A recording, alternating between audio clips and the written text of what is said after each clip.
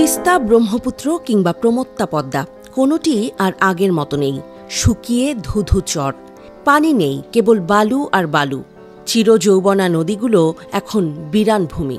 নদীগুলোই যেন তৃষ্ণায় কাতর হয়ে চাইছে পিপাসার জল। নদীগুলোর এই হাল কেন হলো? এর দায় কি কেবলই প্রকৃতির, নাকি অন্য কারো?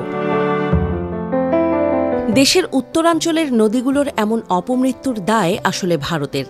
দেশটির দেয়া মাত্র 2টি বাঁধের কারণেই বাংলাদেশের উত্তরাঞ্চলের 200 নদী মুমূর্ষু প্রায়।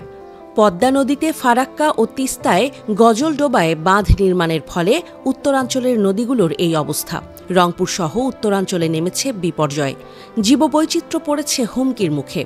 বর্তমানে তিস্তা, ঘাঘট, ধরলা, পদ্মার মতো ভারিক্কি নদীগুলো সহজে হেঁটে পার হওয়া যায়। তিস্তার অববাহিকা রংপুর, নীলফামারী, লালমনিরহাট, কুড়িগ্রাম ও গাইবান্ধায় 50টিরও বেশি নদীর প্রবাহ থমকে গেছে গজলডোবা বাঁধের কারণে। দিনাজপুর, ঠাকুরগাঁও ও পঞ্চগড় জেলার 40টিরও বেশি নদীর সেই একই দশা। পানিতে ছলছল করা কুল ডোবানো নদীগুলোর বুকে এখন পানির জন্য হাহাকার। পদ্মা অববাহিকায়ও ছড়িয়ে ছিটিয়ে থাকা ছোট ছোট প্রায় 100টি নদীও এখন ধীরে ধীরে চলে যাচ্ছে স্মৃতির পাতায়। ব্রহ্মপুত্র নদের অবস্থা আরও করুণ। কুড়িগ্রামের চিলমারি এলাকায় শুকনো মৌসুমে ব্রহ্মপুত্র পার হওয়া যায় পায়ে হেঁটে। শুকনো মৌসুমে তিস্তাতেও থাকে হাঁটু জল। ডালিয়া থেকে কাউনিয়া পর্যন্ত প্রায় 70 কিলোমিটার এলাকা জুড়ে জেগে উঠেছে বিশাল চর। বগুড়ার করতোয়াও এখন ক্ষীণ জলে বয়। গাইবান্ধার ঘাঘট, কুড়িগ্রামের ধরলা ও ব্রহ্মপুত্রের অবস্থাও একই রকম। শুকনো মৌসুমে হেঁটেই এসব নদী পার হওয়া যায়। পদ্মা নদীরও একই অবস্থা। বালু আর বালু ছাড়া কোনো পানিও দেখা যায় না এই নদীতে। ফারাক্কার প্রভাবে পদ্মা নদী শুকিয়ে অনেক স্থান খালে পরিণত হয়েছে।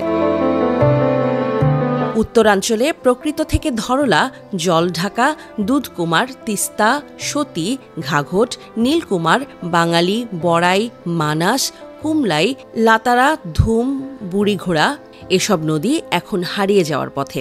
সেই সাথে থমকে যাচ্ছে নদী নির্ভর মানুষের জীবনযাপনও।